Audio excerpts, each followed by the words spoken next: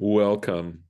And today's lesson is dedicated in the memory of Aaron Bushbaum, Zichra Livracha. May his memory be a blessing. And we'll make our bracha, and I will tell you that if you listened to yesterday's lesson, you heard that I was baffled towards the end of that lesson by what we were reading. And I managed, thank God, really thank God, to take a look more carefully at it. And let's go ahead with the bracha then. Baruch atah Adonai, Eloheinu melech haolam, asher kitshanu b'mitzvotav, v'tzivanu la'asok b'divrei Torah. Amen. And there's a reason why our oral law is called Mishnah, and it could be based on the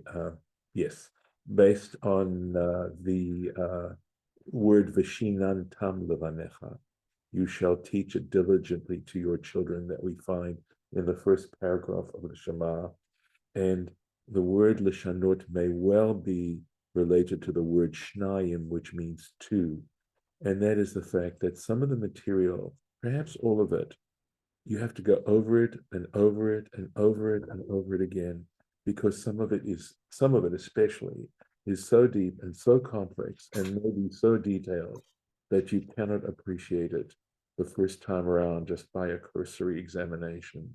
So I'm going to do the best I can, given our present circumstances and time and all that, and to move into the lesson. So I'm going to start the share right now.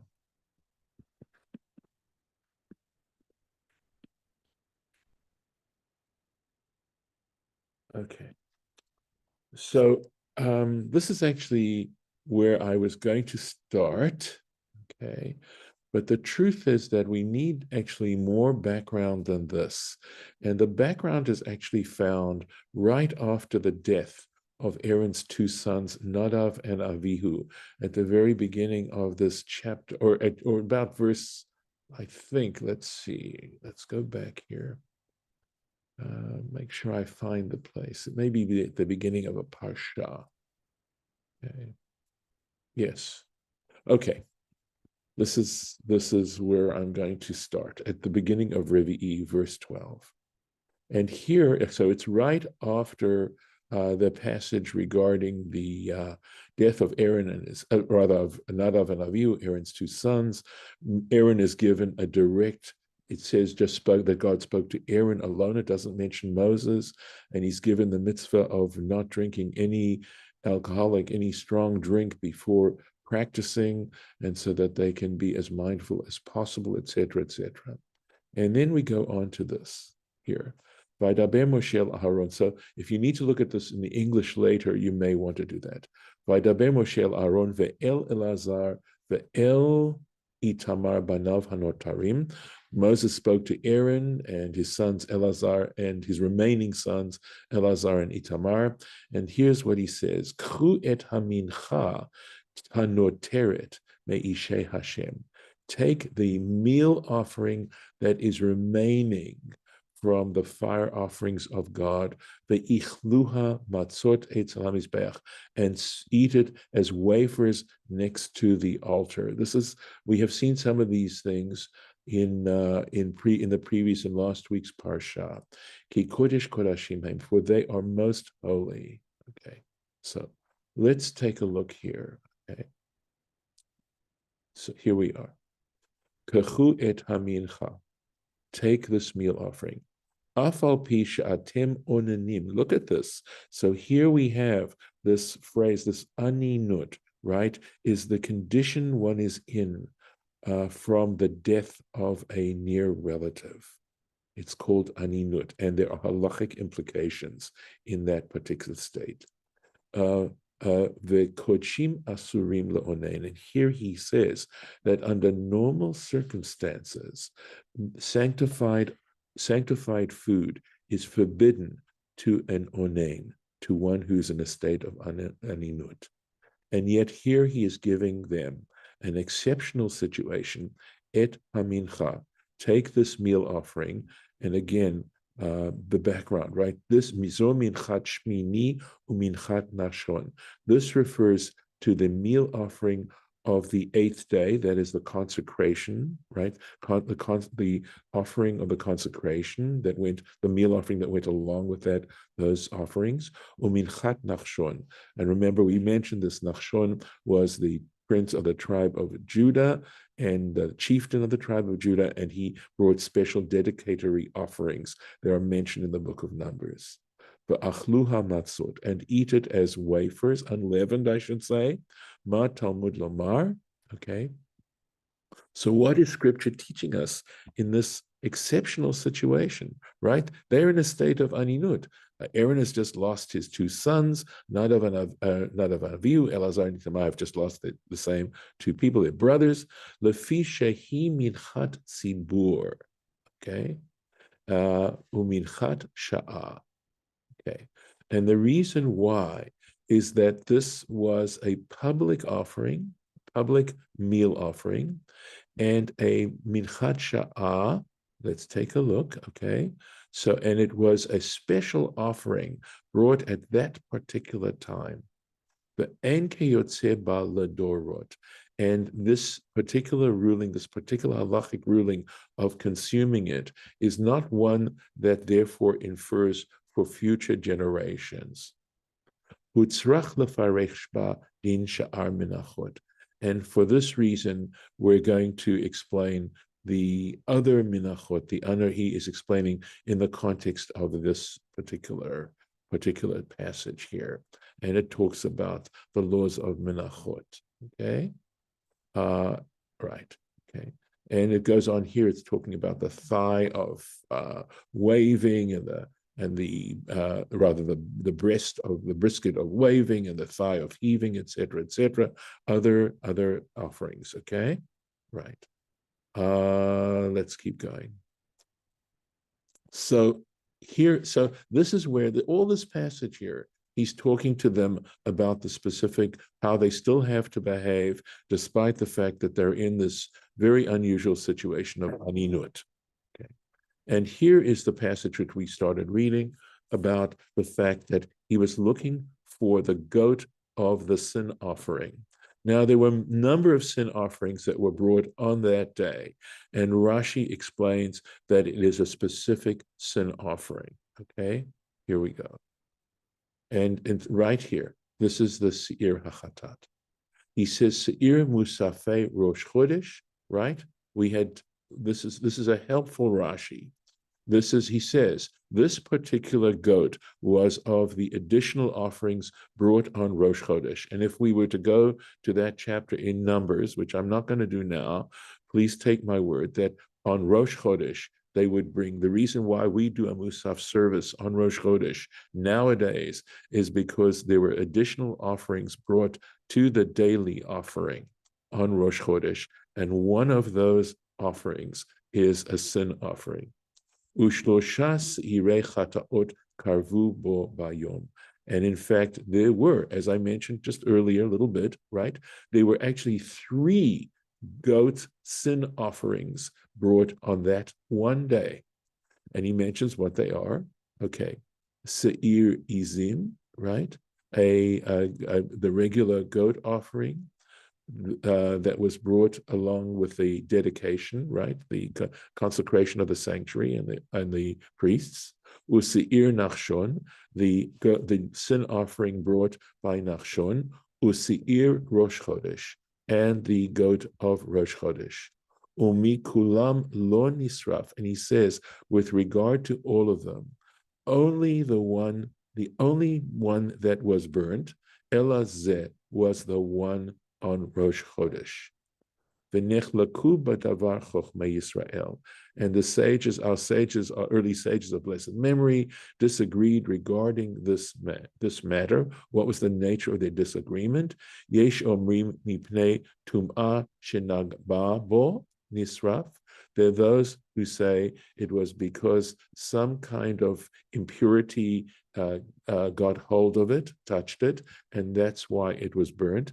Veyesh omrim, and there are those who say mipnei aninut nisraf, and some say that it was burned because the priests were in a state of aninut, right? that is Aaron and his sons, and consequently couldn't consume it. And we know from elsewhere that if the parts of an offering, just like with the Pesach, right, what you couldn't consume within the stipulated time had to be burnt. And there were rules about it got to be burnt. And they're saying that because of this aninut, they didn't eat it and it was burnt. Lefi shehu kodshe dorot. Okay, and the reason why is that this is something, of course, since it's the goat that is brought as a sin offering on Rosh Chodesh, every Rosh Chodesh they would be bringing a goat for a sin offering, right? Aval bekodshei sha'ah. But regarding those offerings that were brought at that particular moment, right, on that day, on the 8th day, when the tabernacle was, the consecration ceremonies came to an end, and they were only those offerings brought then. Samchu al Moshe, they relied on Moses, sha'amar lahem b'mincha, because they said with the mincha.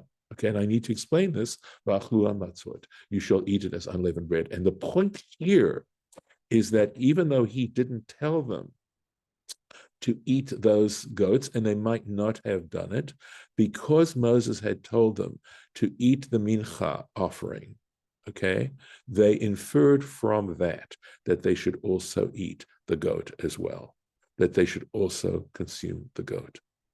And of course, we know that's what Moses told them right after this had all happened. So he was telling them that even though you're in a state of aninut, you have to eat the goat. But they didn't eat the goat of the sin offering. They only ate the goats of the consecration offerings and Nachshon's offering. Okay? So having that background is terribly important, because what will happen is some of the other stuff is going to it's going to shed light on what we are going to see. And so now we're looking at this narrative in a very different way, right? So they're doing everything fine. And now when Darash, when Moses looks carefully as to what was going on, he sees that they didn't eat the goat of the sin offering, right? Okay. So here is where he says, why didn't you eat it? Right? The sin offering. Okay, just specifically. And here we did all of this yesterday, and I think it was fairly straightforward. So I want to see if I can go to the part where I started to get baffled. Okay. So let's see. Okay. Right. Let me start here. Let me find, if I maybe start right here. Hein, this is Aaron speaking to Moses, right? Hein hayom hikrivu, right? Behold, today let me see, okay. Here we go. Here's the verse. We can take a look at the verse. Vaydaber Aaron el Moshe. Aaron spoke strongly, right? We're going to understand Vaydaber in the way that Rashi's explained it. Aaron spoke strongly to Moses, and he says, behold, today that is his sons, right, offered up their sin offerings and their whole offerings, their burnt offerings before God. Meaning what they of course, one of those was Nachshon's, but regardless, it was their responsibility to actually do the work of the sacrifice. Vatikrena oti kol ka'ele, and this has all happened to me. Va'achalti chatat hayom, were I to eat the sin offering, and incidentally it says chatat hayom, the sin offering of the day. This can also be made if I were to eat a sin offering today. But it could be this day's sin offering. Hayitav beinei Hashem. Would this in fact be acceptable? Would this be considered a proper halachic thing to do? That this would have been pleasing in God's eyes, right? So let's take a look now at the Rashi here, right? Hein hayom hikrivu. Mahu omer. What is he trying to say? And I was looking at the Sefaria interpretation, and I'm sure they were looking at some of the additional. There is, of course, commentary on Rashi himself, and it sounds like it says, look, they already offered. So this sounds like a rebuke to Moses on Aaron's part, is what they say, right? But here we go, what he says. Ella Amar. So just translating the words here, what was he saying, right? Ella Amar Lahem Moshe.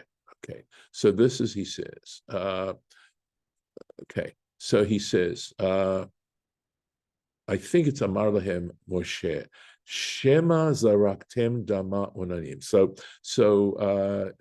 Moses said to them, in trying to find out the reason, right? So Moses, we understand this conversation now as Moses trying to find the reason, a decent reason for why this goat was burnt and not consumed.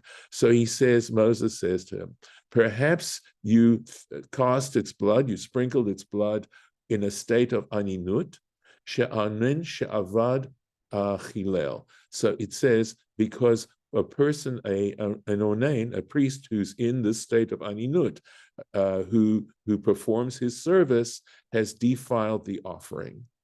So it's caused it to become defiled, and so consequently, of course, the offering cannot be consumed. Amar lo Aharon. So Aaron said to him, okay, so that's not the reason. V'chi hem hikrivu. Was it they? So when it says they offered, it says, did they in fact offer? Shehem hedyotot, because they are regular priests. They didn't offer it up. They didn't make a mistake and do that and cause it to be defiled. Ani hikravti. I'm the one who brought it up. Sha'ani kohen gadol, because I am a high priest. Umakriv onen. And even when a high priest is in a state of aninut, this is the exceptional situation of a high priest, I in fact am bound to offer up. So I'm the one who offered up that goat. It wasn't because it was defiled in any particular way. Vatikrena oti ka'elu. Okay. And he says, and look at these things that happened to me. Afilu lo hayu hametim. He's saying, even if it wasn't Nadav and Avihu, even in fact, if it were a more distant relationship of mine, such as a brother or a sister, right? Even if the ones who died were not my sons, but any one of the other relatives, on which a regular priest, right? A regular priest is obligated to withhold from his priesthood. He is allowed to become defiled. In fact, it's a mitzvah for a regular priest to become defiled for one of those relatives, right? Ka'elu, like these, like my two sons, kagon kol ha'amurim b'Parshat Kohanim, like those who are mentioned in Parshat Kohanim. Believe that's where it's Parshat Emor, where it talks about those relations that a Kohen is supposed to defile himself for. She'akonim mitamei alehem, regarding which the priest is supposed to defile for him. So, but I'm a high priest, and I offered up these offerings, and I offered up the goat of the sin offering of Rosh Chodesh, and so, but v'achalti chatat. But he says, but had I eaten this, right? Here we go. So what Aaron's really saying, right, is even if they hadn't been my sons, but these other relatives, it would have been inappropriate for me to eat from the goat. V'im achalti hayitav. If I had eaten from this, would it have been in fact proper?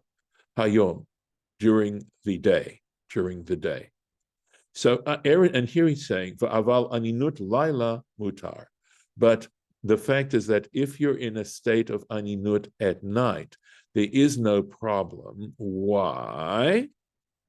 Because in fact, in other words, when he's saying aninut here, I think Rashi is just simply saying prior to burial, or ne'ein ela yom kura, because in fact, the aninut only actually holds on the day of the burial, and we don't bury at night. Okay.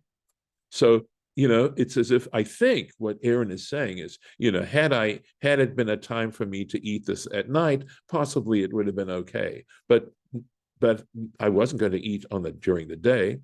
Hayitav be'inai Hashem. Would it have been pleasing before God? Im shamata be'koshei sha'ah. Right. In other words, if you learned out, or if you understood with regards Remember now, Kodshei Sha'ah means the specific offerings brought for that particular time. Ein lecha lahakel.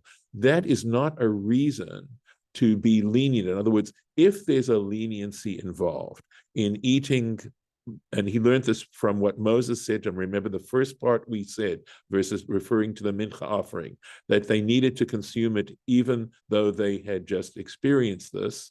And even if you want to infer from that, remember that the meat of the offering, not the meal offering now, but that the actual sacrificial parts, that those parts that the Kohanim had to eat of the animal sacrifices, if you can learn that out from what you had said regarding the mincha, ein lecha halakel, but that doesn't mean you can now treat b'kodshei dorot regarding a offering that is going to be offered throughout the generations, and you now know that is the sin offering of Rosh Chodesh.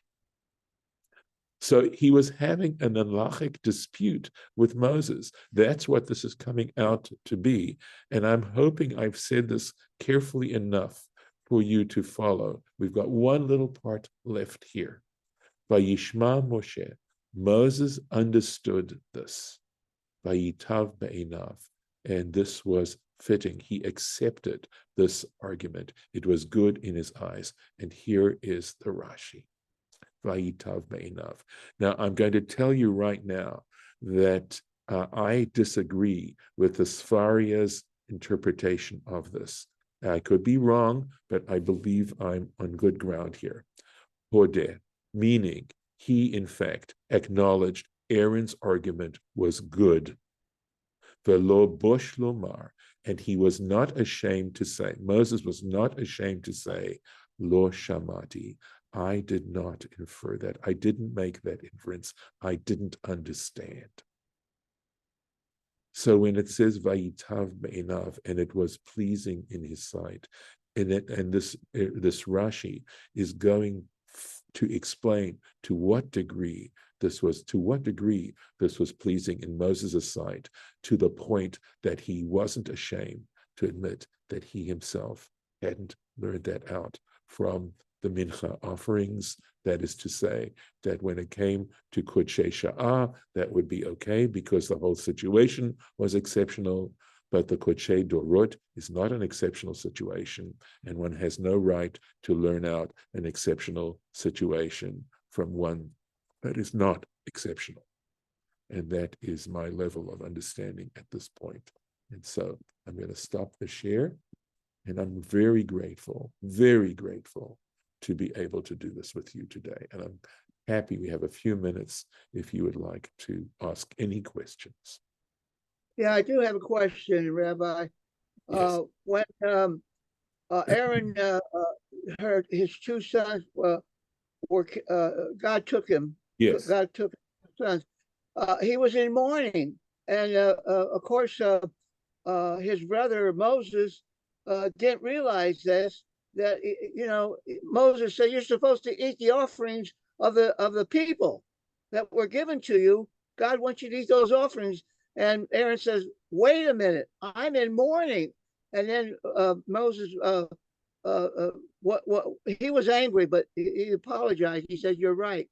You're not supposed to eat the sin offering. I'm sorry." Okay. That's So what I okay. but I don't know. Okay. So Harlan, here's the point. It's true that regular priests observe mourning rites and restrictions. A high priest does not. A high priest does not. A high priest in that position as high priest is not allowed to observe mourning rites. Oh, because he's a priest of the people. The people. Correct. And he's partially. got to keep going on as a priest.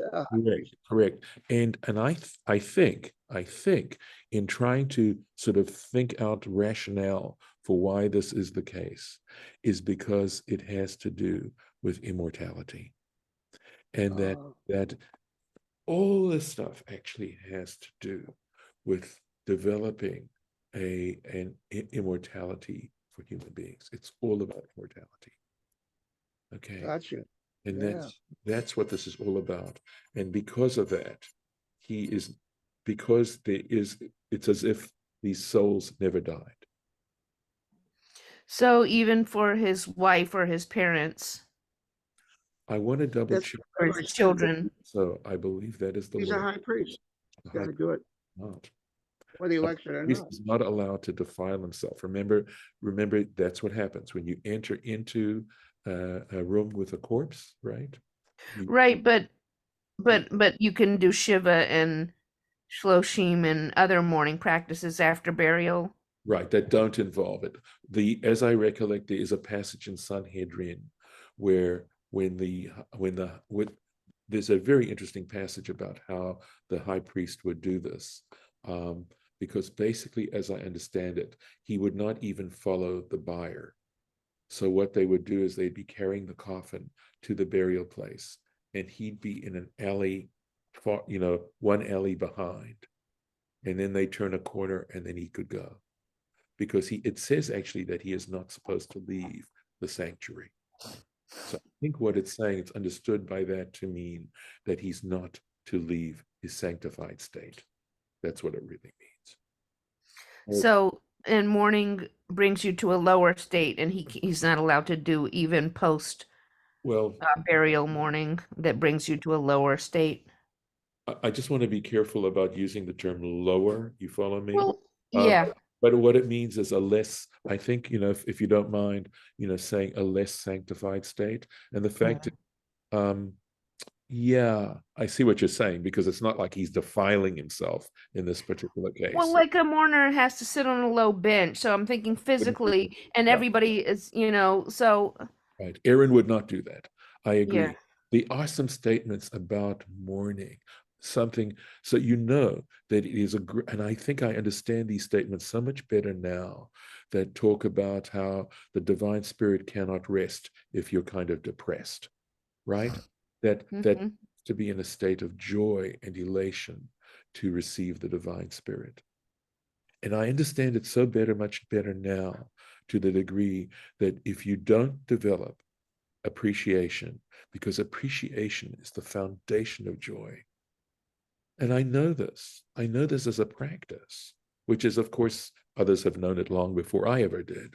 But to consciously think about all the things you have to be grateful for, and to allow those things to penetrate your heart and to penetrate your mind, again, now starts to lift your spirit so that you can thank God for all these things. Well, when something tragic happens, if you're at that elevated state in your spiritual life, because it's really tough to get there, and most of us aren't there, we're working on it.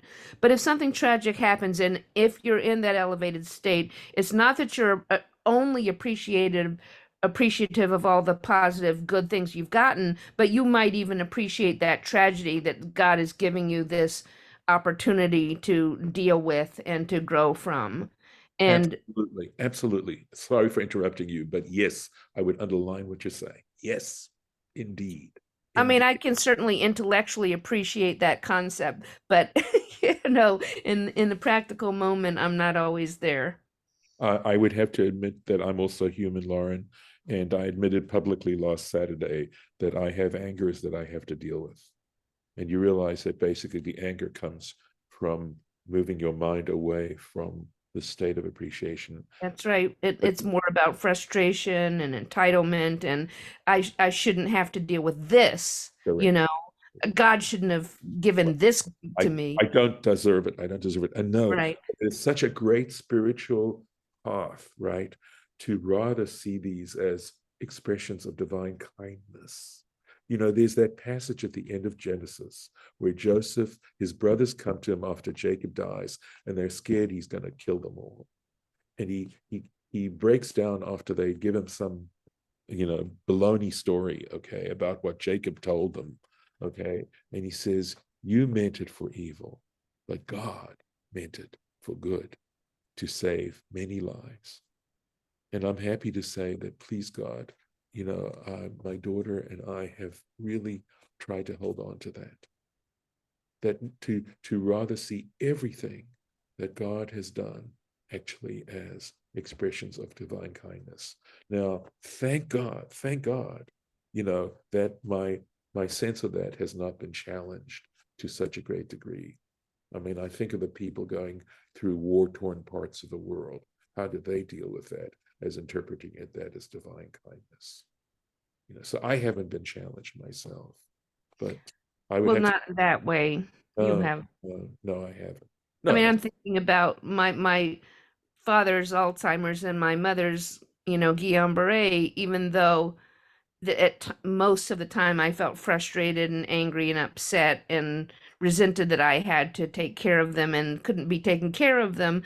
But also, I was being given the gift of learning how to, take care of my parents and learning how to have an attitude of appreciation of what I did get from them, even if I'm often angry and feel that I didn't get enough. I had to cultivate appreciating what I did get and appreciating even the opportunity to give back to them, even though part of me sometimes felt like I shouldn't have to be giving to them. They didn't give me enough, but I had to learn how to cultivate that other attitude that's the healthy one. And whenever I could access that, I felt so much better.